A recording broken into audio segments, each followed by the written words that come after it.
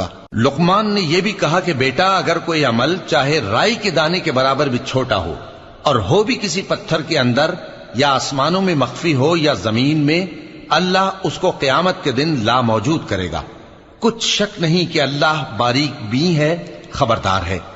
بیٹا نماز کی پابندی رکھنا اور لوگوں کو اچھے کاموں کے کرنے کا مشورہ دیتے رہنا، بری باتوں سے منع کرتے رہنا، اور جو مصیبت تجھ پر واقع ہو اس پر صبر کرنا، بے شک یہ بڑی ہمت کے کام ہیں۔